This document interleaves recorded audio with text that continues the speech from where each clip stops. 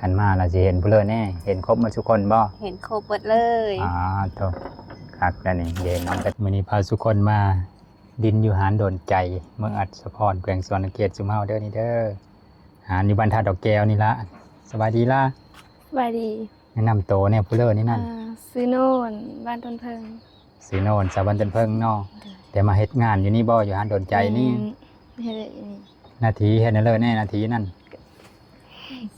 เสื้อโอ้สาวเสิร์ฟบัดนี้นะ โอ้สาวเสิร์ฟพี่เรื่องงามก็ดอกนี่ลูกค้ากลายแล้วบัดนี้เสิร์ฟมื้อนี้เรามากินตำนะมาซิมฝีมือสาวโดนใจก่อนมีพี่เลยแน่แต่ละมื้อนะมีทอดเนื้อแล้วก็ทอดเอ็นไก่แล้วก็มีตำมีชิ้นดัดมีหลายอย่างโอ้นอกจากนั้นได้พี่เลยเนี่ยเครื่องดื่มได้สามีพี่เลยแน่ดื่มก็มีสติงเบแล้วก็ พี่เลยละกาพี่เลยมีหลายอย่างมีหลายอย่างอยู่เนาะเครื่องดื่มก็มีหลายอย่างมีเหล้าเบหั่นละอันจุดเด่นก็ได้จุดหนักของหานกินดื่มก็ได้แต่ว่ากับข้าวก็มีเนาะกับข้าวเนาะผู้เลยหิวข้าวแห้งแวะเฮามานี่ก็ได้กินคือเดียวบ่เลยเป็นพวกประเภทปลานี่เด้นึ่งปลานึ่งมะนาวปลาสามรสนี่ก็มีบ่อันนี้บ่มีเนาะมันเฮ็ดยากบ่เลยเด้อมันหลายเมนูมันหลายเมนูนะเนาะบัดเงอะพี่เลยว่าเงอะบ่ทอดเหือกนี่ทอดเงือกโอ้ทอดเหอะเอาภาษาผู้ไทยทอดเหอะนี่บ่เหอะโง่เหอะควายในนั้นผัดเฮ็ดง่ายบ่ในนั้นผัดไม่เป็นไรอันน้ำโง่น้ำควายยังเอาง่ายอยู่ตกกาแล้วบ่ตัวนะตกแล้วเฮ็ดหน้าอยู่แล้วเนาะเนี่ยสาวบ้านต้นเพิงบ้านเนาะมันหน้าชุมเฮาเฮ็ดนั่นแหละเราก็ได้ทรงเราก็ฮาดเลยเติบนี่ทรงเราก็ สาวเสิร์ฟมันต้องนี้ต้องสิ่งนี่แน่เนาะตัวพระพิธีห้องเฮ็ดบ่โน่นบ่ออกสนวนออกละออกแต่ห้องเลอหั่นออกแต่เอาม.4 โอ้สาวม.4ตัวซะนี่นะฮักเราก็ได้ตอนนี้จะ18แล้วอายุฮอดแล้วบ่ฮอดแล้วฮอด18แล้วแล้วเฮ็ดสิเลยสู้กินเด้มื้อนี้นะมาตำมี่ปกติได้ซะกันประมาณนี้ตำก็ตำมี่แต่ข้าวปุ้นตำข้าวปุ้นแน่บัดส้มไปเลยได้ซะกินอยู่บ่ส้มบ่ายๆแต่ละมื้ออันใดกินส้มมะเงี้ยวมะม่วงโธ่เนี่ยแซ่บๆทั้งหมดแต่ก่อนนี้ค่อยกะเอามาเงี้ยวมากินน้ำน้องเพชรชากับมองนี้ละพ่อแม่พี่น้องเอ้ยบางคนก็คือสิจำมุมนี้ได้อยู่ดอกนี่น้องเพชรชาก็อยู่มุมนี้ละแต่น้องเพชรชาบิทันได้มาน้องเพชรชานะเพชรชาไปตกกาเพชรชาไปตกกาอย่าหายมีหูจักยังติดต่อบิได้อยู่น้องเพชรชาก็ได้เป็นนั่นเลยว่าโทรศัพท์ยังมีท่านสายได้บ่น้องเพชรชานะโทรศัพท์ยังแปลงก็ยังบ่ได้โธ่แปลงยังบ่ได้อยู่เฉพาะแล้วติดต่อหาในเลิกก็มีได้ค่อยก็เลยได้บุ๊กมื้อนี้ไปเจอแต่สาวนี่ เจอสาวโน่นน้องเพชรชาพัดเมื่อใส่น้องเพชรชาเมื่อตกกาส่วนไหนก็มาอีดอกว่ะคำกันทับผู้เลยจะเจอน้องเพชรชาบ่หรือว่าน้องโน่นบ่นี่สาวเสิร์ฟงามๆก็แวะมาหาโดนใจบรรทัดดอกแก้วเมืองอัศพรเท่านี้เด้อ FC ไทยมาเที่ยวก็อย่าลืมแวะมาอุดหนุนเจ๊เพิ่นอยู่นี่เนี่ยน้องเพชรชาบ่จะมาเจอน้องน้องเพชรชาก็อยู่นี่ละสาวแก้มบองเจ๊เหยื่อเฮาก็อยู่นี่ละพาไปซิมฝีมือตำมาม่าตำมีแซ่บๆซิมเบิ่งฝีมือสหารโดนใจก่อน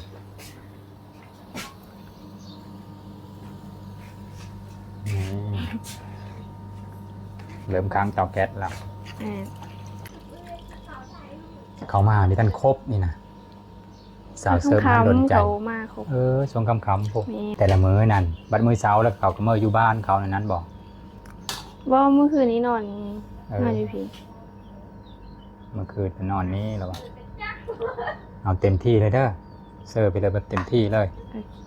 เสิร์ฟแบบกะละแซ่บไปเลยแซ่บอดมาเสิร์ฟหมดเลย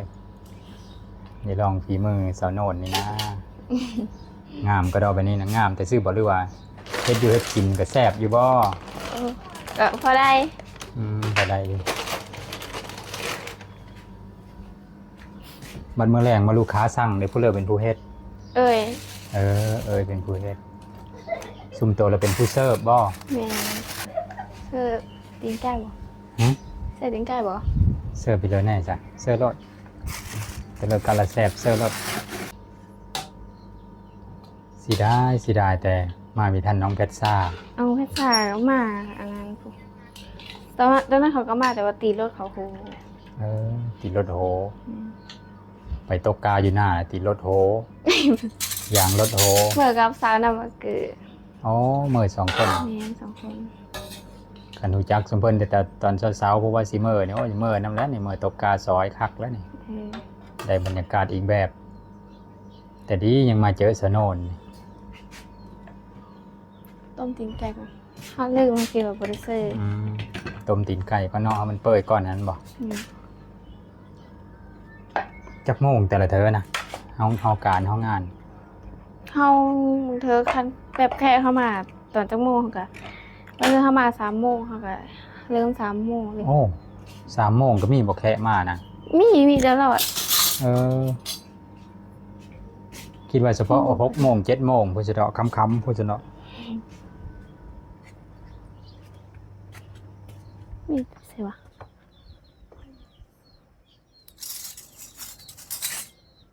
โอ้คักๆอยู่ทางหลังนี่ก็คักกะลินี่เป็นโซน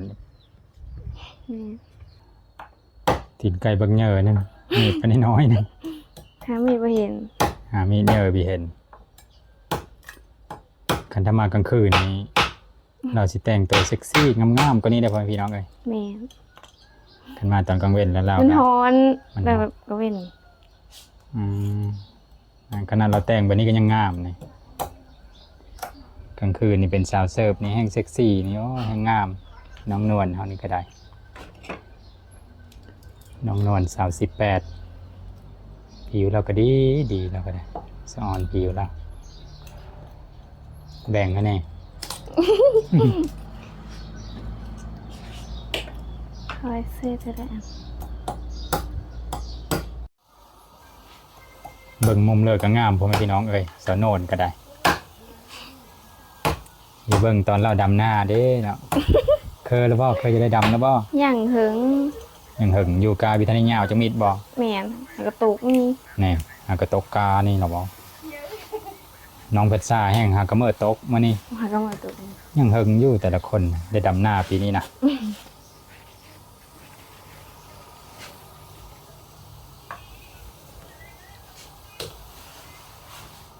ตัวก็เคยไปทำงานไกลอยู่บ่ เคยไปเว้ง อ๋อ อยู่เอง เคยไปเวียงจันทน์มาแล้ว เป็นสาวเสิร์ฟคือเดียวว่าเวียงจันทน์กะ บ่งานบ้านเฮ็ดเอง อ๋อเป็นแม่บ้าน ส่วนหลายผู้หญิงไปไกลก็มังเฮ็ดงานแม่บ้านนี่แหละเนาะ แม่น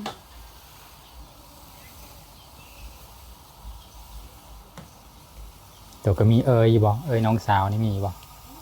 อืม งามคือตัวนี้บ่เอ่ยกะ คือเฮาเลยแหละแต่ว่า เออ เขาก็เป็นคนคุ้นคือเฮาเลย อืม หลายคนก็ว่าคือกันจ้ะ โอ้เอ่ยนี่คือกันนี่เลย อืม ผิวก็ดีคือเดียวบ่หรือว่ามีคือ คือ เอาแล้วนี่ดูผิวดีแล้วนี่สาวบันต้นเพิงเด้อนี่เด้อเป็นตะแพงเราก็ได้ สาวผู้ไทยเฮามีพิษหวังเหลิงเฮ็ดอยู่เฮ็ดกินเหลิงเวเฮินการซ่านนี่น้องๆเขาสิเรียบร้อยกันผู้งามผู้มีงามกะส่วนหลายนี่พ่อแม่สิสอนเฮ็ดอยู่เฮ็ดกินบ่นี่ซอยเวพ่อแม่บ่นี่เพิ่นเฮ็ดหมดได้ผู้งามก็เฮ็ดคือเดียวแต่สาวที่สำอางก็มีคือเดียวที่เขามีเฮ็ดไปเลยกะกันมีคนหลายๆเขาก็เฮ็ดมีค่อยเป็นไปเลยบางคน อาจจะมีญาติพี่น้องอยู่ในเฮิรนให้หลายมีผู้เฮ็ดซอยหลายบ่อันนี้ก็เขาก็อาจจะเฮ็ดกินมีเก่งไปเลยแต่ว่าน้องโนนนี่คือสิเฮ็ดกินเก่งเดี๋ยวเบิ่งเลยเฮ็ดนี่คลองอยู่นี่ ก็คือว่างานก็มีปิด เบิ่ง อันมันเธอเฮ็ดซอยอยู่ได อืม แต่ว่าลูกค้าทอดงานหรือว่าเฮ็ดซีนดาดนี่เขาซอยเราอยู่ อืมเฮาก็เป็นผู้เสิร์ฟเนาะก็ไม่ได้เฮ็ดซอยสุอย่าง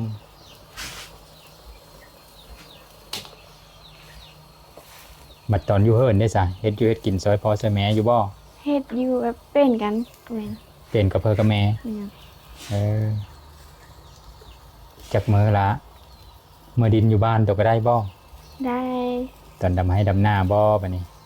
มะม่วงได้หมดแล้วบ่มะม่วงน่ะ มะม่วง อยู่ตำให้ตำหน้าตัวน่ะ อ๋อย่างมะม่วง อืม ฝนมาแล้วมะม่วงคุทึนๆลงมันไปเก็บมะม่วงกินอยู่เถียงให้เถียงหน้าโอ้ยได้บรรยากาศขนาดแล้วพ่อแม่พี่น้องเอ้ยเฝ้าตะกาแบบนี้กาเขียวแล้วบ่ตอนนี้นะ ก็หากับแบบหากับขึ้นนะ หากับขึ้นนึงเนาะ พอด ได้เฝ้ากาอยู่บ่แต่ละมื้อกะ ำเราตอนเฮาอยู่บ้านได้เฝ้า อืมเห็นเลยเฮ็ดโหคักแล้วก็มีต้องเฝ้ามันบ่ แม่น ควายก็เขาก็เอาจับผูกมัดไว้แล้วเนาะผู้ใหญ่บ้านหรือว่าพ่อบ้านเพิ่นก็ประกาศหลายเถอต่อหลายที่แล้วว่าอันถ้าผู้เลยยังบ่ได้จับบ่ได้ไปผูกบ่ได้เอาเล้งอยู่ในหน้าของตัวเองกันเพราะอาจจะเอาผ้ามาฟันขน้องหรือขน้องขาดได้ควายก็ได้เป็นตะยานก็ได้ก็มันเฮาตะกาเพิ่นก็ฟันเอาโลดโธ่บางคนบ่ในนั้นเลยนะ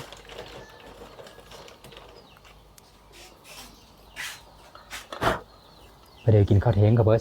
สองคนชุมตัวนะ กินเฮากินฝือเสาร์ โอ้กินแต่เช้านี่ เราบ่ได้เยอะ อืม พอแล้ว เดี๋ยวมีค่อยได้กินข้าวกินน้ำไปเลยซะเนาะ มันเกิดแต่บ่ได้อยากกินข้าวกัน เราอยู่กับอาหารแล้วเป็นอันนี้เนาะ อืม มันอยู่กับอาหารตลอดแล้วมีเยอะเป็นอื้อลืออยู่เลย จะเอิญอะไรคืออยู่ ภาษาพุทธไทยเฮาก็หลายก็ได้หลายซับก็ได้ ท้อง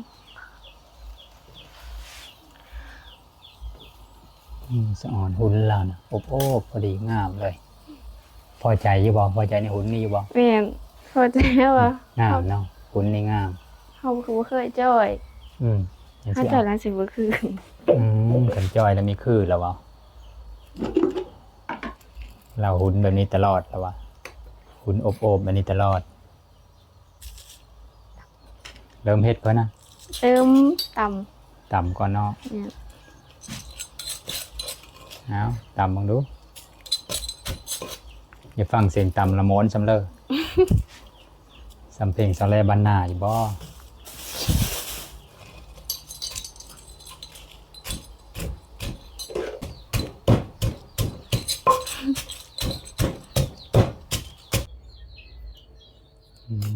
อากาศก็ร้อนน้องก็เฮออ้อแล้วนี่ มันหอน ขนาดคึมๆนี่นั่น นี่ แดดจ้าแห้งร้อนกว่านี้ได้ลืมมาน้องอยู่กับไฟน้ำ เนาะหลังต้มมาแล้วก็ต้มตีนไก่แน่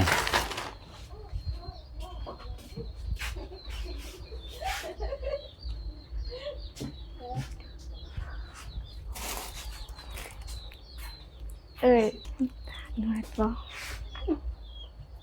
หอมเลยวะ เตาแก๊สนี่ปัญหาบ่ ไม่บ่ โลอียันตีนไก่มีสุกคักบ่ แม่น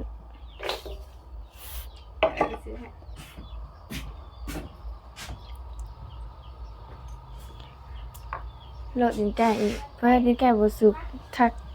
ยันมันมีสุกคักเนาะ เนี่ย ต้มน้อยหนึงก็เปื่อยแล้วไปทับเปื่อยไว้ใช่บ่ เฮาสลาเฮาตำต้มน้อยเดียวมันก็เปื่อย ตีนไก่นี่นะมันมีแต่ได้สุกบ่ แม่น ยันว่าต้มไว้ก็ได้ยันว่ามันแบบว่ามันสุกแล้วมาอุ่นเอาแต่ซื่อๆซั่นดอก ถ้าให้ดินไก่เฮาสุกก่อน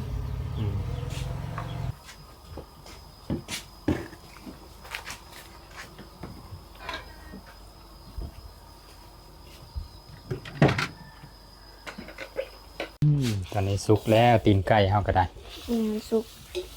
น้ำเกือบแห้งก็จะสุก จนน้ำแห้งว่าทำเหลือน้อยหนึง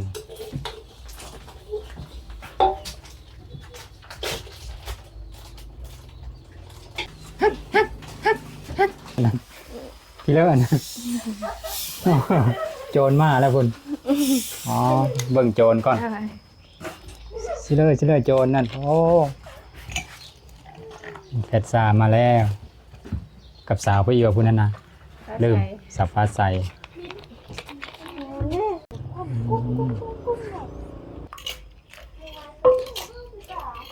กินพุละเซนเอาเนาะ แต่แซ่บอะไรกินหอมขนาดพ่อแม่พี่น้องเอ้ยนี่นอนฝีมือน้องโนน ซุมเฮามีหูซุมเพิ่นสิมาทันเนาะ แม่ ก็เลยต่ำน้อยเดียวนึง เฮาตามแล้วเฮาปรุงเฮาเกมเครื่องเจอสุขมา เอาลดแล้วมาลาซุมเพิ่นยังได้มาซุมเพิ่นเยอะก็ต่ำกินไม่เท่านั้นแหละเนาะโอ้แล้วเป็นแซ่บเลยนี่มากินน้ำเดียวซุมนี่แห้งหากะมาแต่เมยเอ้ยซุมนี่แห้งหากะมาแต่ตกกาคือเหลือเมย ก็มาแต่เมยซ้ำเมยอยู่บ่มาแต่เมยนะมาแต่เมยอยู่เมยนั่นแหละวะเราอยู่ค่อยเว้าผิดนั่น แม่ เราหากมาแต่เมยโย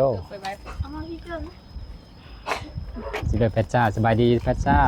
สบายดี นี่น้องเพชรจ้าเบิ่งยำเลยก็ยังมีโต๊ะอีกความงามเราก็ได้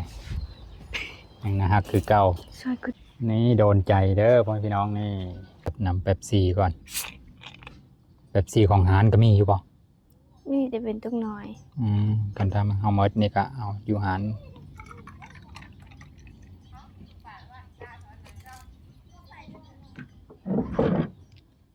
กินก่อนเขาบ่เอาลงมือก่อนแน่เนาะเอาเป็นผู้เฮ็ดก่อนเด้เขามาตำหลังเขาต้องกินตำหลัง มากินตามี่น้ำกันเด้อทุกคน มาเด้อมากินตำมีน้ำสะโนนเด้อเราโซนแล้วได้ได้กินมันก็น้ำลายไหลแล้วพ่อพี่น้องเอ้ยขนาดเราแต่งแบบเรียบร้อยนี่ก็ยังน่าฮักเราสะโนนก็ได้เมื่อแรงเราแต่งเซ็กซี่นี่แห้งงามแล้วนี่เลยจะเบิ่งว่าเราแต่งนะเลยก็มาตอนกลางคืนเด้อไฟแสงสีเต็มมาแล้วแถวนี้ก็ได้เป็นหานนังซิ่วหานกินดื่มมีเหล้าเบแน่มีของแกมแน่ตอนนี้น้องเพชรซ่าก็มาฮอดแล้วเมยขนาดว่าเพชรซ่าไปตกกานะ เฮ้ย ไปเฮ็ดพะเนี่ยไปหันเมื่อกี้นี่นะ ไปว่านกา หวานกา หลายคนจะบอกไปตกน้ำเดียวนะพ่อแม่อายน้ำมีบอก มี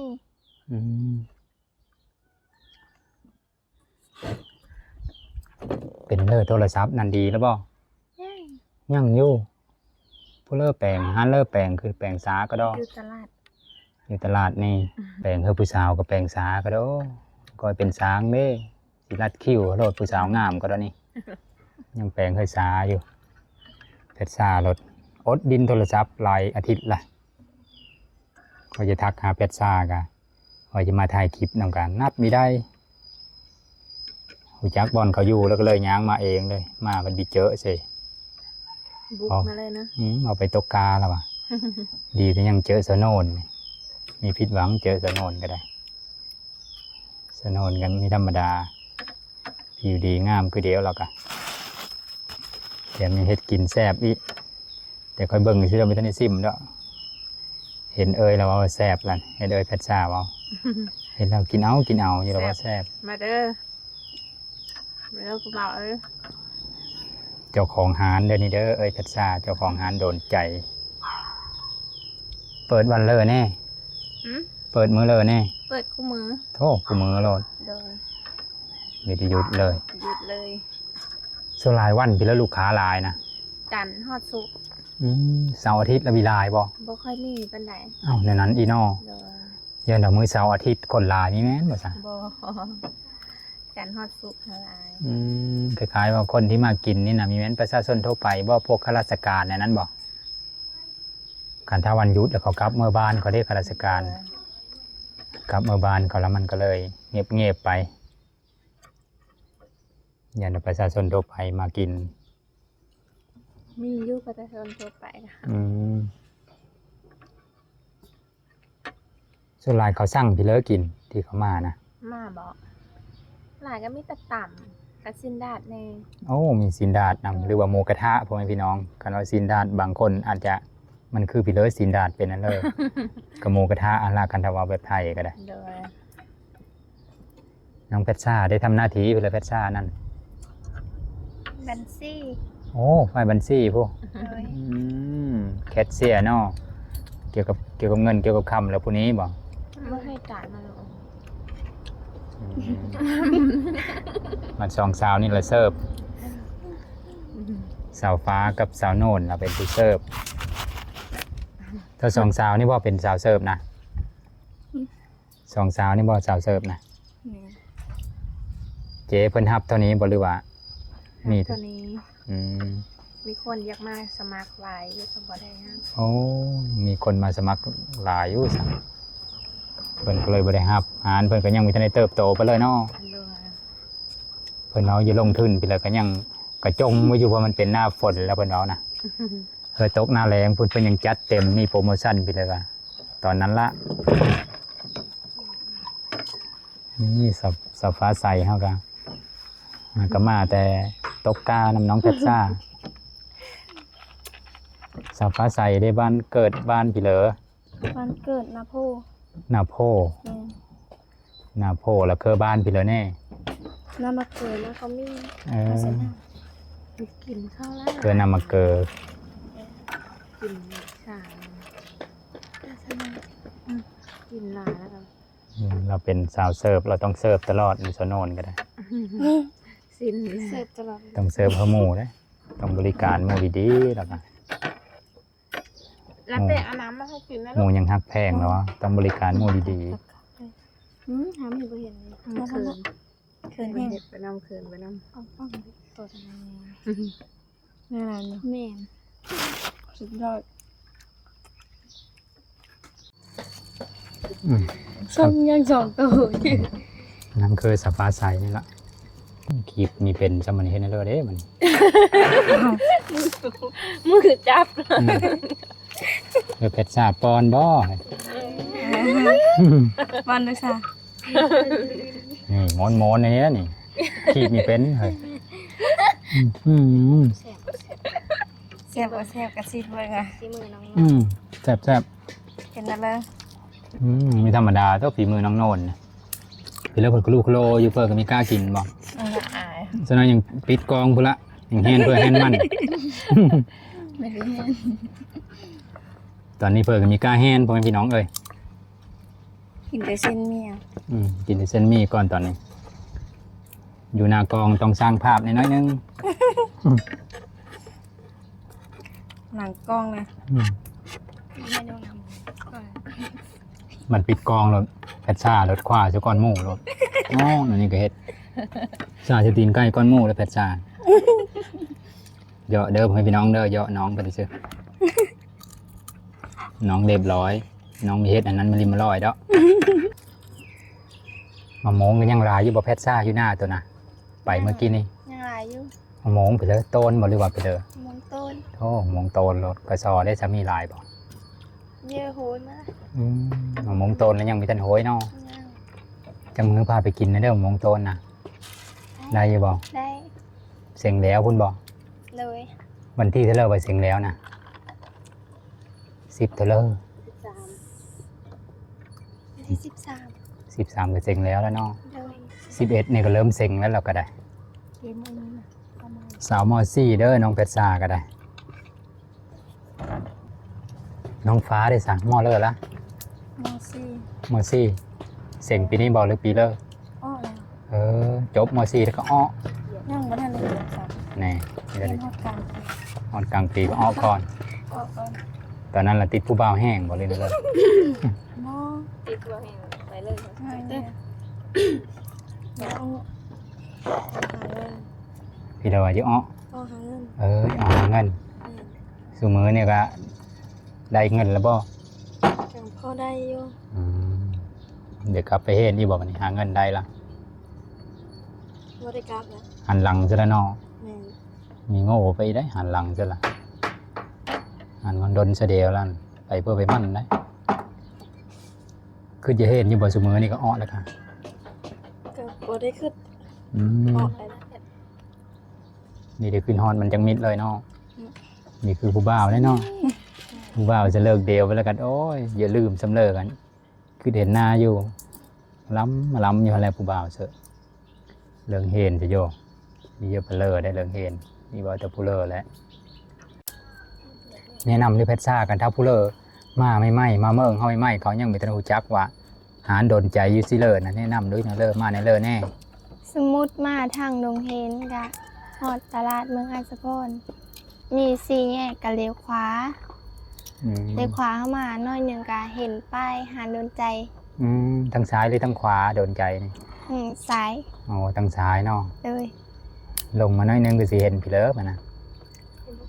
เห็นค่อย สิเห็นเป็ดซ่านั่งยิ้มท่าอยู่ เราเป็นฝ่ายต้อนรับเด้มาเลยแคชเชียร์เนาะแคชเชียร์เป็นฝ่ายต้อนรับอยู่บ่ต้อนรับได้คือเดียวเนาะ ต้อนรับก็ได้คือเดียว กันถ้าลูกค้าหลายกันแลนมาต้อนรับก่อน เลย สดบ่ได้ เห็นก็น้องเป็ดซ่านะฮักแบบนี้ เที่ยวสิฟังบ่ได้ ตอนนี้ซุ่มเฮาก็กินตำมี่ละเมิดแล้วละยังแต่อันตกเกรงใจนั่นน่ะลูกโลอยู่ ยังก็ ยัง ตก กระ เก่ง ตีน ใจ ใกล้มาปิดคลิปพุละแพทชายังงามจะก่อนงู อืม ตอนนี้ยังไม่ได้ปิดคลิปก็เลยเกรงใจอยู่เอาเป็นว่าคลิปนี้ก็สำนี้ละ จิบกับพอดีแล้วคนละอัน แม่เลยทั้งสามวันนี้เราไปก่อนเลยนะ เอามาก่อนเลย น้องๆก็อัธยาศัยดีพ่อแม่พี่น้องเอ๋ยนี่ผู้เลยก็ยินดีต้อนรับคอยก็เลยได้มาถ่ายคลิปเขาดูอยู่เด้อคันท้ายพ่อแม่พี่น้องยังจะเบิ่งอยู่ก็ได้เอาฟ้าแน่ผู้เลยจะฟ้าพี่เลอ ปลาหาในเด้อ นี่เจเป็นฟ้าหารล่ะ กินหารโดนใจเลยเด้อพี่น้องเอ้ย ฝากอุ่น คุณนุนพี่เลอ อุ่นอุ่นอาหาร ขันมาเราจะเห็นผู้เลยแน่เห็นครบหมาทุกคนบ่ เห็นครบหมดเลย โทษคักแล้วนี่เห็นน้องกระซาก็มานี่เห็นน้องฟ้าก็มานี่เห็นน้องโนนก็มานี่เห็นเจเพิ่นผู้แกมบ้องนี่ก็มานี่นี่เจ้าของหารก็ได้ FC ผู้เลอแวะมาดินแถวอัสสะพรก็จะลืมเด้อ ก็ได้ก่อน หารโดนใจกันมามีถือกระทักหาคอยสิพามาอยู่เด้อ มาบ่ถือเส้นหาน้องโน่นน้องโน่นสิเอาไปหา เอามีผู้เลยจะแจกเฟซแจกไลน์บ่มีบ่ วัสดุคนเล นี่ ย หมดสะดวกเขาก็ได้เพราะบางคนก็มีแฟนอยู่แต่ว่า ยังมีสะดวกแจกคือเดียว อยากว่าว เหมือนจังลมผู้บ่าวน้องโนนแล้วว่า ยันคันถ้าแจกนี่ก็จับผู้เลอผู้ยาเซตมา ยันมีสงบแล้วว่า ยัง ถามหลังไม่พี่ถามแล้วมีแล้วว่าผู้บ่าวนั่นแจกไหมเรามีแจกแล้วว่า เท่า ตกลงมีหรือมีเรามีแฟนนะแต่เรามีจะแจกเอาแล้วแต่ความสะดวกของน้องเขาแล้วแต่ละคนก็ได้เอาเป็นว่าคอยกะหลักๆ คือถ่ายความน่ารักของน้องๆก็เฮ้อเบิ้งได้ซึ่งพ่อแม่พี่น้องเอ่ยมินิแมนเดาะว่าถ่ายผู้เลยก็ต้องติดต่อเฮ้อผู้นั้นผู้นี้ เป็นซื้อกลางเฮ้อบอก็มีแมนอันนั้นเด้อมีแต่ถ่ายความน่ารักสุดหลายก็ได้มินิแมนว่าสายเปิดใจเอาเป็นว่าเข้าใจกันตามนั้นเนาะเดี๋ยวกินหน้าพอได้ไหมเด้อไป